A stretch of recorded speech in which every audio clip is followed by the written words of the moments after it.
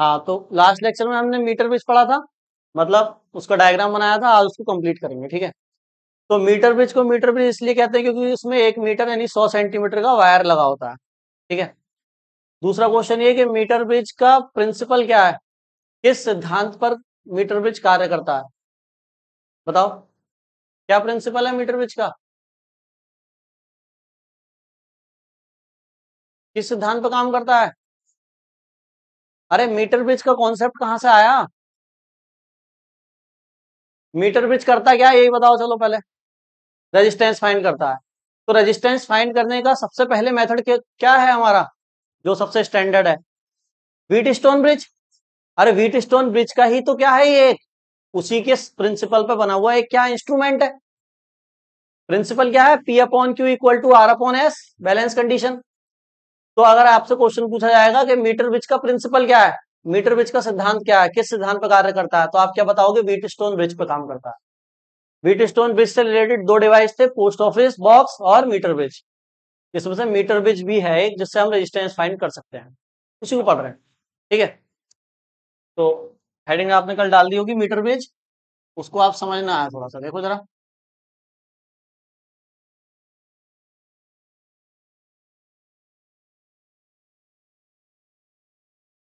कल मैंने आपको क्या बताया था, कंस्ट्रक्शन, अरे कंस्ट्रक्शन बताया था क्या।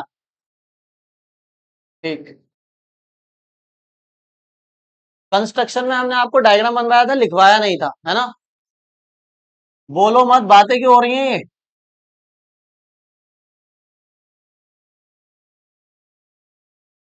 एक बताया था, एक वुडन का क्या होगा, एक बहुत बड़ा वुडन का क्या होगा, एक पतला टाइप होगा, उसके ऊपर ये कॉपर की क्या लगी होंगी, प्लेट, ये कॉपर की पत्ती लगी हुई है।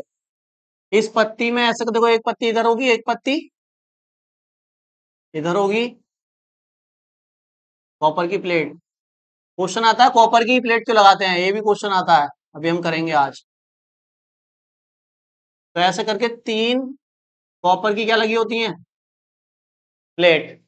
ठीक है, अब देखो मैं आप इसमें समझाऊंगा तुम्हें व्हीट स्टोन ब्रिज का क्या यूज है, देखो कहाँ व्हीट स्टोन ब्रिज लगा।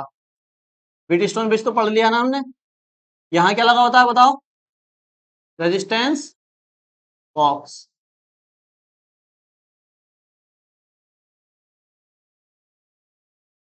Are box. ठीक है, यहां से यहां तक एक क्या होता है, पूरा एक 1 मीटर का वायर, ये 1 मीटर का वायर। अच्छा यहां पर क्या लगा होता है बताओ, इन दोनों प्लेट के पास में, जिस भी रेजिस्टेंस, जिस भी वायर का रेजिस्टेंस फाइंड करना है उस वायर को यहां कनेक्ट करते हैं, इसको कह दो एस। एस क्या है, अननोन रेजिस्टेंस, क्या है, अननोन रेजिस्टेंस, इसका हम रेजिस्टेंस फाइंड करेंगे।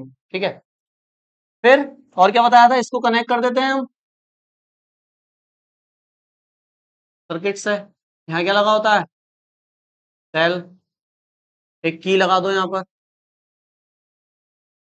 है ना, और इसको ऐसे करके इधर ले जाके कहाँ कनेक्ट कर दो, इस सर्किट से। ठीक है, और क्या बताया था, यहाँ पर बीच में क्या लगी रहती है, स्केल, इस वायर के जस्ट नीचे, और वो 1 मीटर की स्केल होती है, तो उसको मैं यहाँ बना देता हूँ। ये क्या बनी है, एक स्केल। इस स्केल का क्या यूज है, आज सब जब इसका प्रिंसिपल समझेंगे जब समझेंगे, है ना, या वर्किंग प्रोसेस। तो देखो ये स्केल लगी हुई है,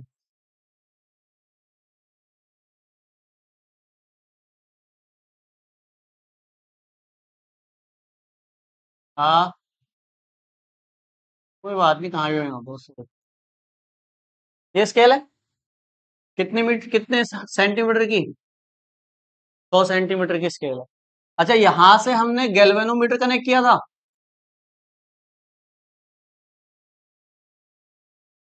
गैल्वेनोमीटर, और इसके लास्ट में एक क्या था, पॉइंटर। ये इस पॉइंटर को हम ऐसे वायर पे टच करके देखते हैं अलग अलग, है ना, उससे क्या होगा वो भी बताऊंगा। यहां तक बात समझ में आ गई, तो चलो ये तो हमने क्या बना दिया इसका, कंस्ट्रक्शन।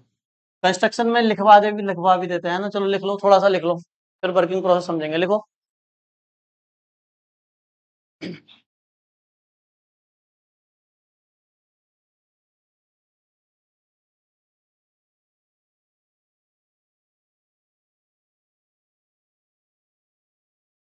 लिखो। इस पॉइंट को नाम दे दो, रुक जाओ, पहले एक नाम दे दो, ए सी, यहां से यहां तक पॉइंट को कह रहे हैं हम, ठीक है। इस पॉइंट को हम बी बोल दे रहे हैं, इस पॉइंट को हम डी बोल दे रहे हैं, ए बी सी और ये डी। अब लिखो। लिखो ए सी 1 मीटर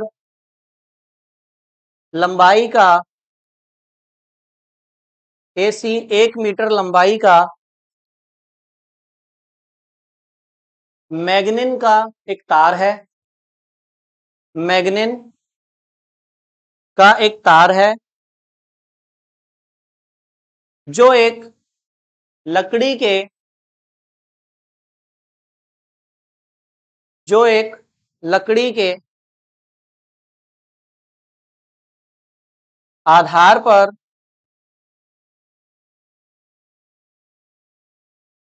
एक स्केल के साथ लगाया जाता है, एक स्केल के साथ लगाया जाता है।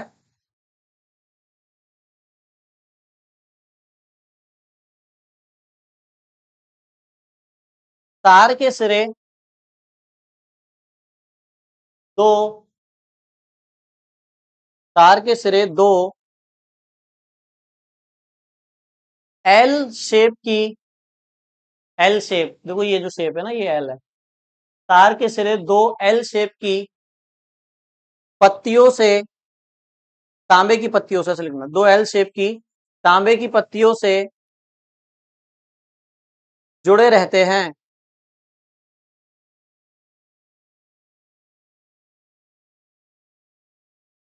इन पत्तियों के बीच में, इन पत्तियों के बीच में एक तीसरी पत्ती लगी होती है, एक तीसरी पत्ती लगी होती है,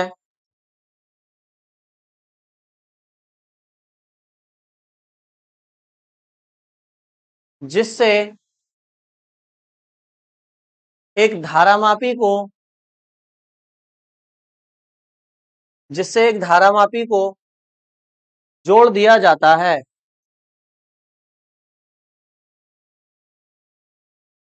जिससे एक धारामापी को जोड़ दिया जाता है।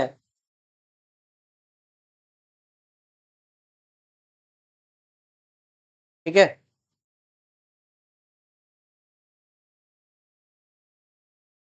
जोड़ दिया जाता है। धारामापी के आगे एक जॉकी लगा होता है। इसका नाम क्या बताया था कल मैंने? जॉकी, है ना। इसको जो टच कर रहे हैं इसको जॉकी बोलते हैं। धारामापी के आगे एक जॉकी लगा होता है, जिसको हम वायर में या तार में, जिसको हम तार में अलग अलग,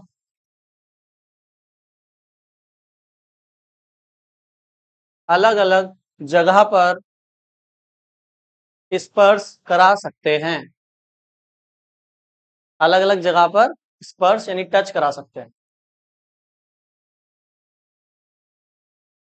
अलग अलग जगह पर स्पर्श करा सकते हैं। ठीक है। आप समझो इससे रेजिस्टेंस कैसे फाइंड करते हैं, इधर समझो।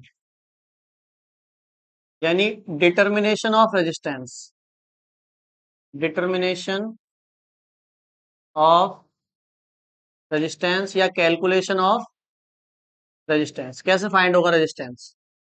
प्रतिरोध ज्ञात करना, प्रतिरोध ज्ञात करना। तो एक तरीके से इधर देखो जरा, मैंने आपको बताया ये किस प्रिंसिपल पे बेस्ड है, P अपॉन Q और R अपॉन S पर। ये व्हीटस्टोन ब्रिज की कौन सी कंडीशन है? बैलेंस कंडीशन है। तो हम क्या करते हैं, देखो ये पूरा हमारा सिस्टम बना हुआ है, ठीक है।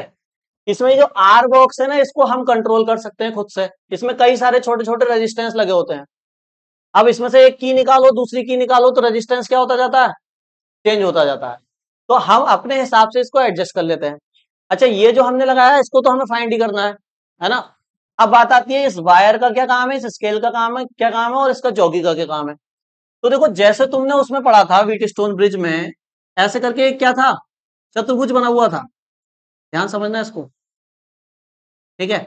और इसके इस वाले बीच वाले डायगोनल में एक गैल्वेनोमीटर था और ऐसे करके था। तो हम कब कह रहे थे कि ये बैलेंस हो जाएगा, जब इस गैल्वेनोमीटर में करंट कितना आ रहा था, 0। तभी तो हम कह रहे थे बैलेंस है। तो हम क्या करेंगे, ये जो पॉइंटर है इसको आप कहीं भी मूव करा सकते हो पूरे वायर पे। इसको अलग अलग अलग जगह हम टच कर करके देखते हैं।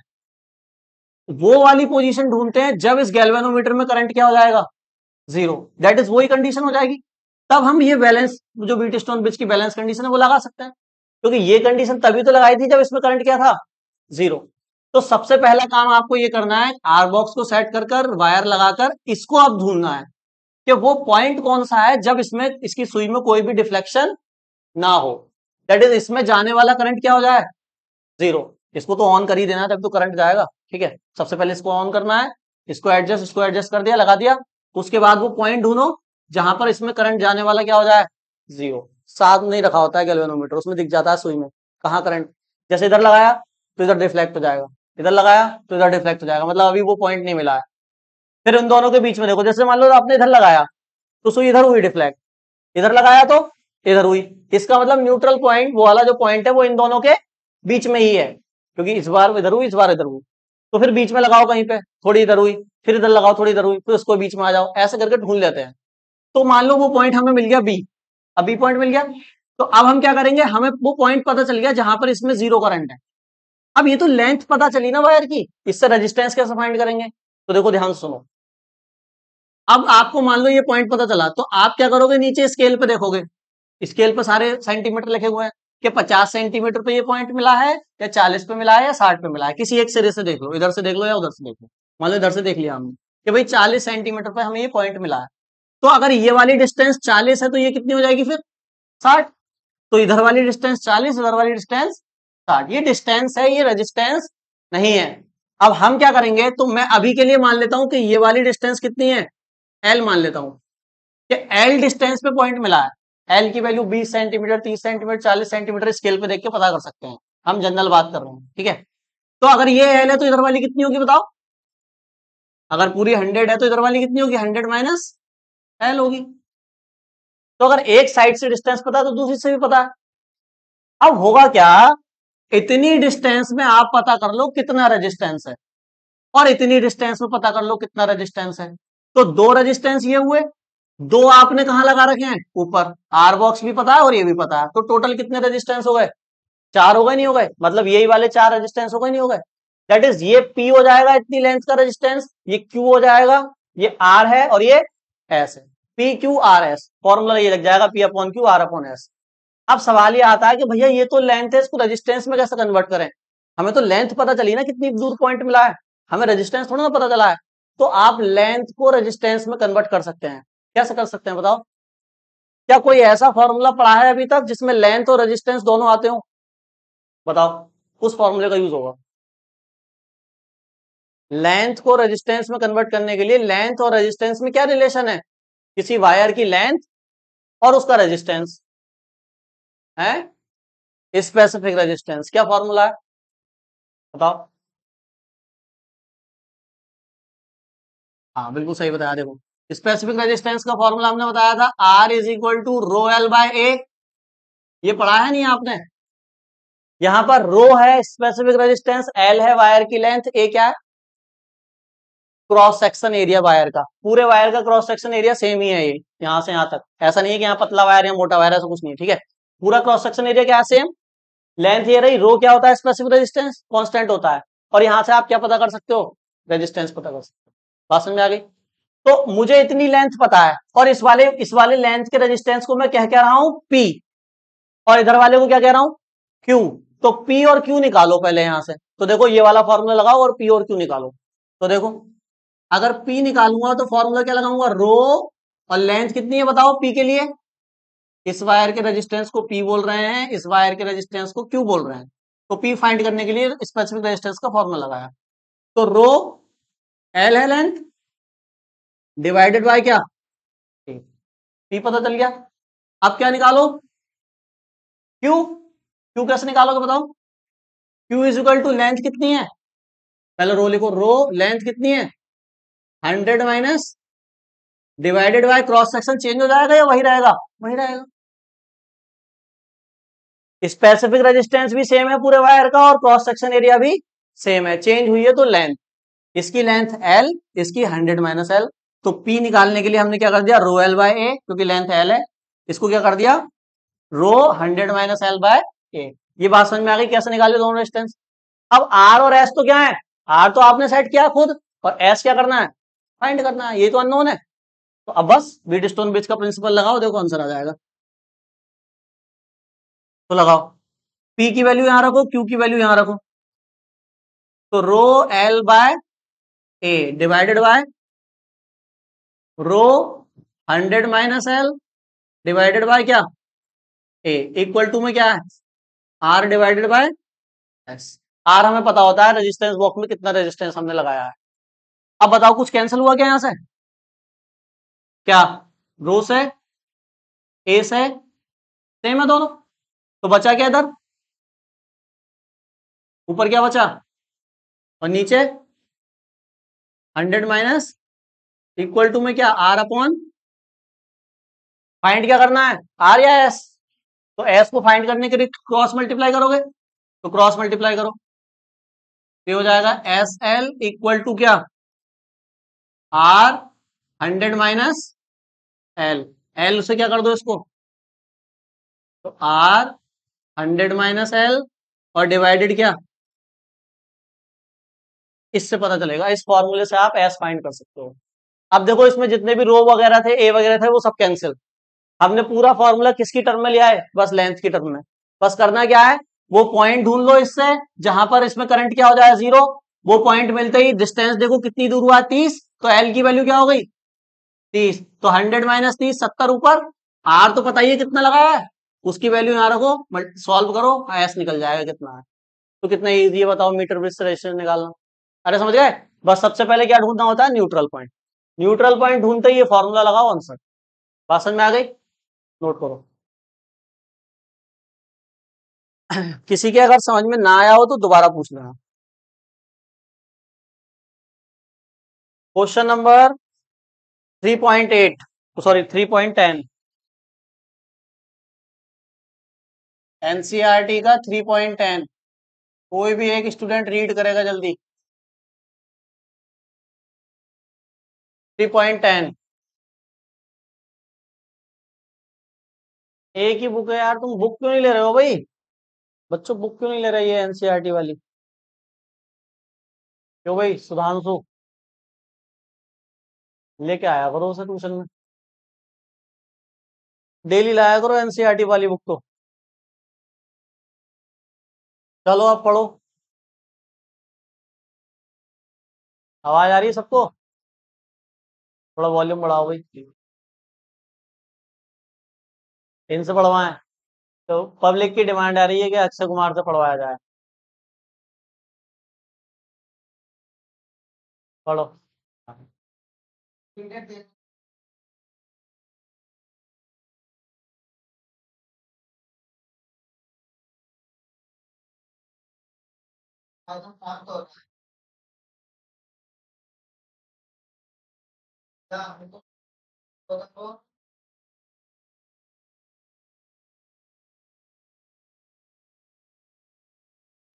बस एक पहला पॉइंट ये है ना, इसमें 3 पॉइंट होंगे, ठीक। पहला पॉइंट पढ़ दिया इन्होंने, समझ में आया, समझ में आ गया सबके, अभी तो कहता हूँ बुक लेके आया करो अपनी अपनी। देखो कह रहे हैं किसी मीटर सेतु मतलब मीटर ब्रिज है ना, मीटर ब्रिज में जब प्रतिरोधक S बराबर 12.5 ओम हो, S की वैल्यू दी हुई है, मतलब क्या दिया हुआ है बताओ, जिसको अननोन को हम पता लगाते हैं वो तो दे दिया इन्होंने, अननोन को तो नोन कर दिया, तो पूछा क्या है, हो तो संतुलन बिंदु ए सिरे से, ए सिरा किधर था, इधर था ना, ए सिरे से 39.5 सेंटीमीटर की लंबाई पे प्राप्त होता है। इधर से जो स्केल पे हमने देखा तो 39.5 सेंटीमीटर पे हमें वो बिंदु मिला, संतुलन बिंदु, मतलब जिस पे करंट जीरो है। तो कह रहे हैं आर का प्रतिरोध बताओ। आर पूछ लिया, जो रेजिस्टेंस बॉक्स लगाया था ना उसका कितना रेजिस्टेंस है वो बताओ। कुछ भी पूछ सकते हैं न्यूमेरिकल में, तो हालांकि उसका तो हमें पता ही होता है, एक्चुअल में तो हम एस निकालते हैं ना। चलो हम आर भी बता देंगे, हमारे पास तो फॉर्मूला है। तो करो,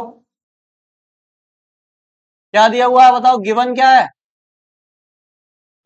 एस दिया है, कितना? 12.5 ओम। और एल बताओ, ए सिरे से लेंथ कितनी ली थी मैंने, एल या 100 माइनस एल? ए से एल ली थी ना, तो एल की वैल्यू है ये। अगर वो ध्यान सुनो, अगर उसने कह दिया ना कि भाई, तो इधर कौन सा सिरा था, सी था ना, कि सी सिरे से लेंथ 40 है, तो फिर वो 100 माइनस एल की वैल्यू है। अगर सी सिरे से बोल दिया तो फिर यहाँ 100 माइनस एल इक्वल टू वो लिखूंगा 40, तो एल फिर वहां से अलग निकलेगा। तो ए सिरे से बोला है तो एल ही है, कितना है बताओ? 39 पॉइंट,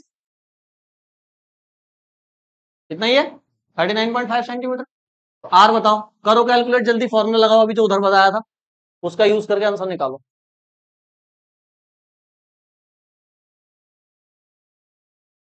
तो देखो इधर, जिसकी समझ में नहीं आता है वो बोर्ड पर देखेगा, है ना? कैसे कर रहा हूं मैं कैलकुलेशन, उसको समझो जरा। अभी फॉर्मूला बताया था एस निकालने के लिए, क्या था? आर 100 माइनस, गलती पकड़ लेना कहाँ हो रही है तुमसे, और डिवाइड में एल, यही था फॉर्मूला। सबसे पहले देखो, क्या एस ही निकालना है हमें? एस तो निकालना नहीं है, आर निकालना है। तो इस फॉर्मूले को ऐसा बनाओ कि आर निकल जाए, मतलब आर इधर आ जाए और एस इधर आ जाए। तो ऐसे मत कर देना कि आर इधर लिख दो और एस इधर लिख दो। आर निकालना है तो आर इधर लिख दो, एस इधर लिख दो। ऐसा नहीं होता है ना, मैथ्स के रूल लगाने पड़ते हैं। तो आर को निकालने के लिए ये एल डिवाइड में इधर किस में जाएगा, मल्टीप्लाई में। और ये 100 माइनस एल इसकी मल्टीप्लाई में, तो कहाँ जाएगा, डिवाइड में। चलो पहले एक स्टेप कर देता हूं, एल को मल्टीप्लाई में लाओ, इज इक्वल टू कितना, आर 100 माइनस एल। यहां से आर अगर निकालना तो ये पूरी वैल्यू कहां जाएगी इसके, ये जितनी देर में मैं कन्वर्ट कर रहा हूं ना, इतनी देर में बच्चे आंसर निकाल लेते हैं। सीधा करो, एस इंटू एल और डिवाइडेड बाय 100 माइनस, यही है। अब तो सही है। इस फॉर्मूले को हमने ऐसा बना दिया क्योंकि हमें आर निकालना था। नहीं भी बनाते ना, इसमें भी वैल्यू पुट कर देते तो फिर भी यही काम करना पड़ता, उसको उधर लाओ, उसको उधर लाओ, उसको उधर लाओ, है ना? तो अब बताओ, एस कितना है, एस 12.5, एल कितना है, 39.5, और 100 माइनस 39.5, सही है। इसको माइनस करना जरा, कितना आएगा नीचे, कितना आएगा?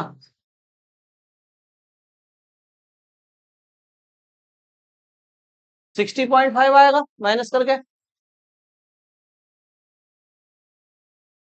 ठीक है। अब देखो, इस पॉइंट से इस पॉइंट को हम हटा सकते हैं, एक पॉइंट से एक ही पॉइंट हटेगा, इसको मत हटा देना कि इस पॉइंट से ये भी हट गया, ये भी हट गया, गलत हो जाएगा, है ना? अब इसके लास्ट में 5 है, इसके लास्ट में 5 है, कट कर सकते हैं 5 से। 5 7 जा 35, 2 इधर गया, 5 5 जा, इसको काटो, 5 बन जा 5, 5 2 जा 10, 5 बन जा, बस। 11 से कट रहा है क्या कोई? 11 से तो कटेगा नहीं, है? हाँ, 5 7 जा 35, 4 इधर गया, 5 9 जा 45, ठीक है। अब बताओ, 11 से कटा क्या कोई? नहीं कट रहा। अब भाई मल्टीप्लाई और डिवाइड करने के अलावा हमारे पास कोई रास्ता है नहीं। तो बताओ जल्दी फटाफट, ऊपर की मल्टीप्लाई करके कितना आया था, कितना आया? करो कॉपी में और बताओ जल्दी कितना आएगा। 98.95, कितना आएगा? तो कम आ रहा है बहुत। 12 तो यही है ना, 12 की 79 से करोगे तब भी इतना ना आएगा।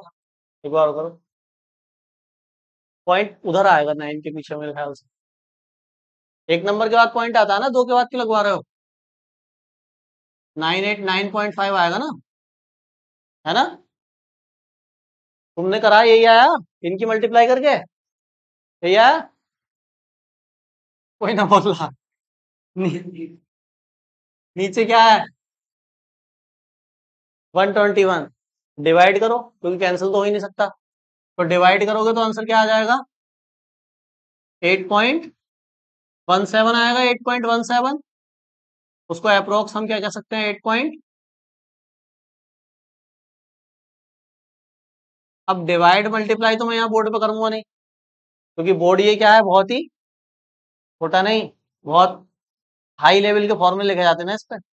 डिवाइड मल्टीप्लाई लिख दूंगा तो बोर्ड की शान घट जाएगी। ठीक है, तो वो आप अपनी कॉपी पे कर लो, डिवाइड और मल्टीप्लाई अपनी कॉपी पे कर लो, और डिवाइड करके देखोगे ना तो यही आएगा। अरे यही आया ना? अब तो कर लो डिवाइड, यही आएगा। ठीक, ये इस क्वेश्चन का ए पॉइंट था। कौन सा पॉइंट था?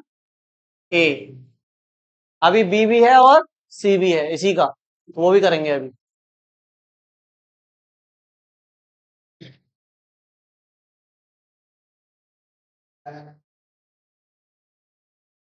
देखो ए पॉइंट में एक बात और बोली थी, ए पॉइंट में ही लास्ट में। हम्म।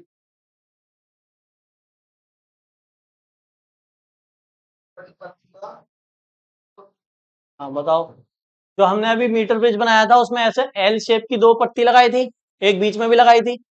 तो वो पत्ती मैंने बताई थी किसकी लगी होती है? कॉपर की, तांबे की। तो उनको तांबे का क्यों बनाते हैं हम, लोहे का या और किसी उसका मटेरियल का क्यों नहीं बनाते? ये क्वेश्चन पूछा है इसी में, तो बताओ क्यों नहीं बनाते? ये जो ऐसे करके अभी हमने पत्ती लगाई थी इसमें एल शेप में, ये तांबे की लगी होती हैं। इसका रीजन पूछ रहे हैं, ये तांबे के ही क्यों है? ये एल्युमिनियम की, स्टील की या लोहे की क्यों नहीं है? तांबा। क्या खास बात होती है तांबे में? तांबे का रेजिस्टेंस बहुत ज्यादा होता है या रेजिस्टेंस बहुत कम होता है? बहुत कम होता है तांबे का रेजिस्टेंस। देखो ये जो फॉर्मूला आपने बनाया है, इसमें कहीं इन पत्तियों का रेजिस्टेंस भी लिया है आपने? इनका नहीं लिया ना आपने? तो इनका नहीं लिया, तो क्यों नहीं लिया? क्योंकि इनका रेजिस्टेंस नेग्लिजिबल लेना है, बहुत कम लेना है, क्योंकि हमें केवल उसका फाइंड करना है, अननोन वाले का। तो आर बॉक्स पता होना चाहिए, वायर का पता होना चाहिए।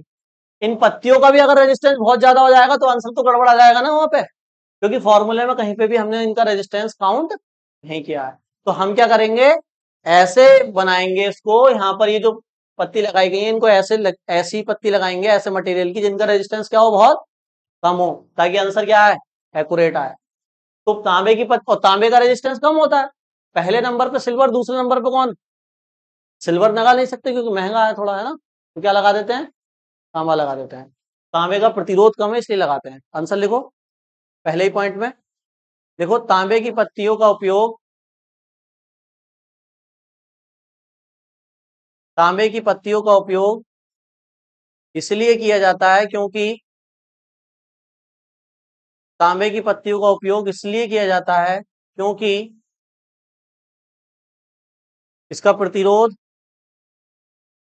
बहुत कम होता है, क्योंकि इसका प्रतिरोध बहुत कम होता है। अब इसी क्वेश्चन का बी पॉइंट पढ़ेंगे जरा। बी पॉइंट में क्या बोला है देखो जरा। क्वेश्चन यही है 3.10, लेकिन दूसरा पॉइंट है इसका। पढ़ो भाई, सुनना ध्यान से, है ना, आप आंसर दे दोगे खुद से। पढ़ो।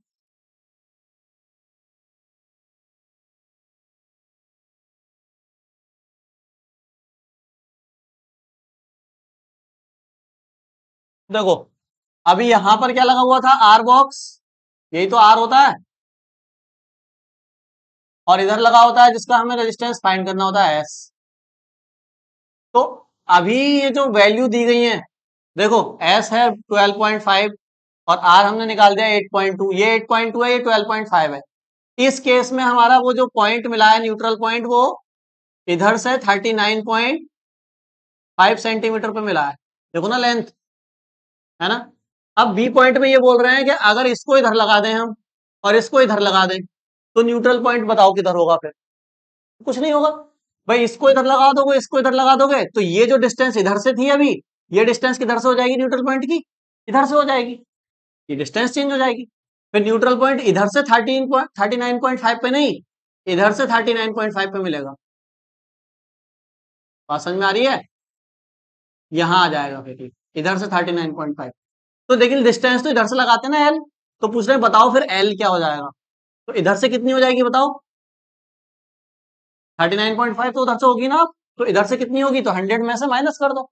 तो जो नई उसकी पोजीशन होगी न्यूट्रल पॉइंट की या संतुलन बिंदु की, वो क्या होगी, 100 माइनस 39.5। तो कितना आएगा, ये कितना बताया था अभी वहां देखो, 60.5 सेंटीमीटर पे होगा इधर से चेंज करने पर। कर लो आंसर आगे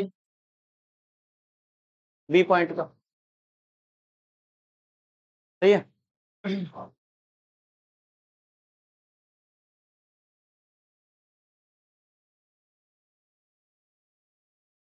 बी पॉइंट हो गया।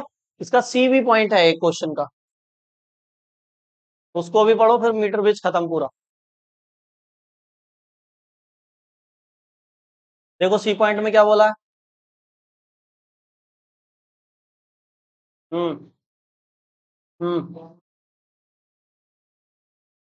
हम्म हम्म। हाँ तो देखो आप क्या कह रहे हैं, कह रहे हैं यहां बीच में गैल्वेनोमीटर लगा हुआ था ना, यहाँ ये, और यहाँ पे ये पॉइंटर आया था, और इधर लगा हुआ था सेल, ऐसे करके लगा हुआ था। अब किसको एक्सचेंज कर रहे हैं, कह रहे हैं गैल्वेनोमीटर की जगह सेल लगा दो और सेल की जगह गैल्वेनोमीटर लगा दो। कुछ भी कर रहे हैं कुछ भी, है ना। अभी इनको चेंज करा था, अब इनको चेंज कर, तो कह रहे हैं यहाँ पे सेल लगाओ, गैल्वेनोमीटर की जगह सेल, और यहाँ क्या लगाओ, यहाँ क्या लगाओ। अब बताओ क्या इस गैल्वेनोमीटर में अब भी सुई जीरो पे होगी या ये धारा बताएगा, बताओ क्या होगा, क्या अब ये करंट बताएगा या नहीं बताएगा।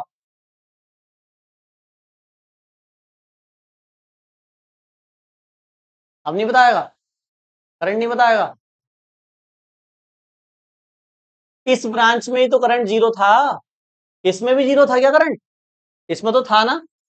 लेकिन होगा क्या, अब करंट बताएगा तो, लेकिन एक कांस्टेंट करंट बताएगा, क्योंकि इस ब्रांच में क्या है, एक कांस्टेंट करंट था पहले से, है ना। जो करंट जीरो हुआ था वो इसका हुआ था ना। तो अब इस केस में क्या होगा, ये गैल्वेनोमीटर करंट बताएगा, लेकिन कैसा करंट, यानी इसकी सुई एक ही जगह जाकर रुक जाएगी, तो कांस्टेंट करंट बताएगा। ठीक है, तो लिखो सी पॉइंट का आंसर, धारामापी और सेल को अंतर बदल करने पर, धारामापी और सेल को अंतर बदल करने पर, अंतर बदल मतलब एक्सचेंज करने पर, धारामापी में एक,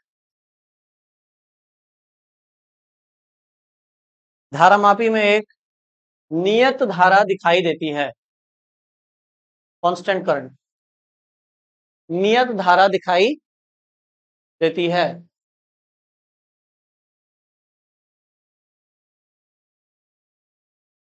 तो ये भैया बस न्यूमेरिकल खत्म, और हमारा मीटर ब्रिज का टॉपिक भी खत्म। व्हीट स्टोन ब्रिज और मीटर ब्रिज बहुत इंपॉर्टेंट है, ये आपको कहीं ना कहीं देखने को मिलेंगे बोर्ड एग्जाम में, एमसीक्यूज वगैरह से भी क्वेश्चन आता है, और व्हीट स्टोन ब्रिज का तो लॉन्ग भी आ जाता है कभी कभी। न्यूमेरिकल यहाँ से कम बनते हैं, क्योंकि न्यूमेरिकल के लिए बनाएंगे क्या, एक ही फॉर्मूला, इसी से कुछ ना कुछ पूछते रहेंगे बार बार, आर दे देंगे, एस दे देंगे, एल पूछ लेंगे, एस दे देंगे, एल दे देंगे, आर पूछ लेंगे, यही करते रहेंगे। तो न्यूमेरिकल कम बनेंगे, लेकिन थ्योरी वाला पार्ट ज्यादा बनता है। ठीक है, कल नया टॉपिक पढ़ेंगे।